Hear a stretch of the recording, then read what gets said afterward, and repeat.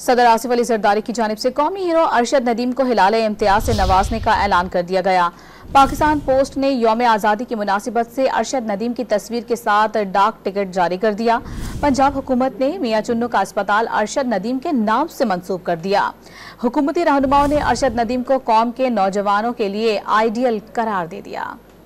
40 سال بعد اولمپکس میں ملک کو گولڈ میڈل دلوانے پر ارشد ندیم کو اعلیٰ قومی اعزاز ہلال امتیاز دیا جائے گا۔ اس سلسلے میں ایوان صدر نے کارروائی شروع کر دی۔ پاکستان پوسٹ نے یوم آزادی کی مناسبت سے ارشد ندیم کی تصویر کے ساتھ ڈاک ٹکٹ جاری کر دیا۔ پنجاب حکومت نے میاں چنو کا اسپتال ارشد ندیم کے نام سے منسوب کر دیا۔ وفاقی وزیر احسان اقبال نے ارشد ندیم کی وسائل کے بغیر محنت اور جد و جہد کو خراج تحسین پیش کرتے ہوئے ان کی کامیابی کو سب کے لیے مثال قرار دیا۔ ارشد نے یہ ثابت کیا ہے کہ آپ اگر وسائل نہ بھی ہوں، آپ کے اندر جذبہ ہے، لگن ہے، دھن ہے اور آپ محنت کر سکتے ہیں تو کوئی ایسا خواب نہیں ہے جو آپ پورا نہیں کر سکتے۔